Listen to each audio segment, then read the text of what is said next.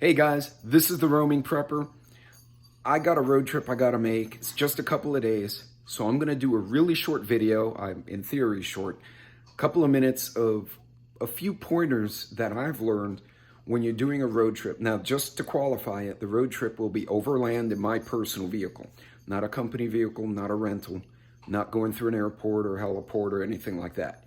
I'm basically driving from city A to city B, coming back within 72, 96 hours, depending on how the trip goes. Already looked at the weather. Weather's going to be nice, have some rain in the forecast, but the areas I'm going to are not prone to flooding, so I'll keep an eye on it, but it shouldn't be anything significant. Not hurricane season down south here, so I'll put a few tips together, and at some future point, I'll do a more exhaustive, in-depth video on how to properly prepare. But this is just a real quick one to give you some ideas for your next road trip. I'll be right back.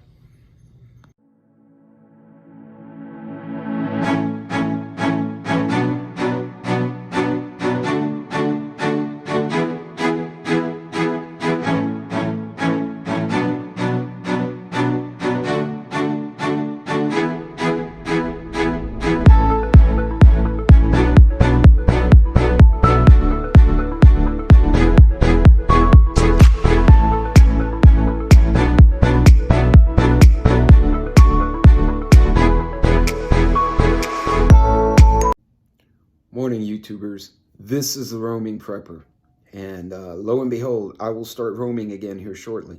I've got a quick trip to make. It's only a couple of days, but I wanted to share a few of my hacks. Apologies for the angle of the camera. I already packed my gimbal and my camera, so I'm kind of doing this off my cell phone sideways on a table. In any case, I have a computer bag that comes in really handy. As you can see, it's kind of an old tactical bag. I believe the brand was Rebo, but I can't find the label right now, so I'll do a review of my bags later. But I do keep a few little things that are important. Obviously nowadays, hand sanitizer, but that's good for hygiene in general. We discovered that during Hurricane Harvey. But more importantly, battery charger for your cell phone. And I got this, I think, 10 bucks at Target, and a little flashlight. And they'll let me through security in an airport with a flashlight. You may wonder, why the hell do I have a flashlight in an airport or a hotel? I've been in hotels, I've been in offshore rigs where the power went out and we had to evacuate because they thought there was a fire. And I promise you, you're going to be loving having a flashlight in the dark in a strange place. Hell, in my own house, I keep a flashlight by the bed. But a little flashlight, I picked this up. This is a Lux Pro. They're different versions. They run under 15, depending on which variant you got. I think this one was about 10 bucks. But it has bright, not so bright, and the blind everybody and make your dog freak out light. But there you go. And I've gotten both of those through TSA security. Now, another one here, before I go any further, the other pouch, extra charging cables. When you're on a road trip, everyone forgets them. And then you wind up going to the corner store by the hotel or by your Airbnb and paying way too much for a stupid table. Now, I keep a first aid kit in my main bag, but I also keep this. It's a handmade, kind of Ziploc-y, basic first aid kit. This is not meant for level 2 trauma surgeries. This is just how somebody got hurt or got fucked up. You need this. And some wipes, which also are used to sanitize a wound if you need them. It will not feel good, but it works. And, oh, there's my gimbal. I guess I found it. In any case, a few of the things I pack into my bag. You notice, yeah, it is a tactical bag. Well, what they call tactical, you know. I do find that these bags are great for day hikes.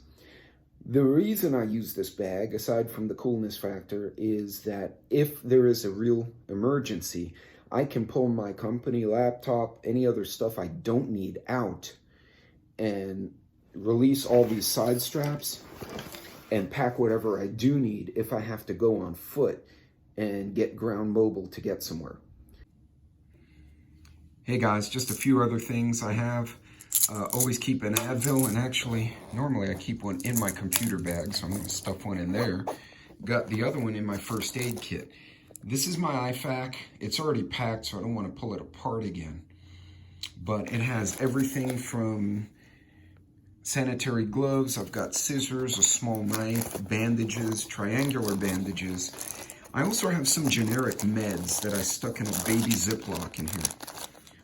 This includes Benadryl, Pepto-Bismol, let's see, looks like I have some other stuff in there. This again, this one I don't try to take through the airport because I actually have a small flip blade knife, which is really meant to either cut clothing if someone's injured or to cut bandages, but TSA doesn't like that knife in there. Also, I got a triangular bandage, and oh, I need to secure that, and some non-latex nitrile gloves. Remember, if you're packing medical gloves, don't forget that some people are allergic to latex. So it's always best to have nitrile gloves available as well. That's pretty much all I pack. Other people have a different preference, but make sure you remember that you don't want to make it worse if you're trying to help someone else, especially in your family or even a stranger, and it turns out the person's allergic to latex and you may have caused them more problems than you intended. But I pack this. Now this doesn't go on in my computer bag because it would take up the whole bag. So what I wind up doing is this bad boy will go in my suitcase, or it will go in my my tote. In this case, I'm traveling by truck. So I'm gonna take a duffel bag with all my crap in it, and this guy will go in the duffel bag. Okay, one last thing. If I'm on the road, instead of having to stop in strange places, and there's nothing wrong with taking a pee break, trust me, you want to make a point of packing some drinks of your own so you don't have to stop unexpectedly. What I like to do, though, is I will freeze water bottles. I got some freezing in the freezer right now, and then I will stick them in the drinks. When I do that, I actually now have not only cold water later, but the ice in the bottles actually keeps the other drinks cold. Also, some of the folks at the local HEB were nice enough to give me a bunch of these little, basically freeze packs. By the way, non-toxic, but do not eat, or you will get the shits. But anyway, I have about a half dozen of these, so those are going to go in here as well. One of the reasons I like doing it that way as opposed to putting the drinks and then putting a bunch of ice cubes in there is the ice cubes melt. Then you have to deal with draining out all this water, and it becomes heavy. These, they get, as they unfreeze, as they thaw, they just become soft. They don't leak everywhere. And then when you're done, you put them back in the freezer, charge them up, if you will, or make them cold again, and then stick them in the drinks for the return trip. This was a company gift, so it was pretty cool. I got it for free, and I have no idea what the brand is, so I couldn't tell you. But anyway, that's it for me. This was just a quick sale of little videos. I just wanted to give you guys some ideas on things I do to make my travel less painful. Well, guys, that's all for today. I hope a few of these little tips may have helped you out. Remember, pack for what will likely happen. I try to, like, as I said before, as an engineer, I go for the statistics. I'm pretty confident every road trip has an injury of one shape or form. Alien invasion, not so likely. Cutting your hand open while trying to cook in an Airbnb or in a hotel room, much more likely. Be prepared as best as you can. For those of you traveling, Godspeed, and to the rest of you, pay attention, be safe, and be ready. See you next time.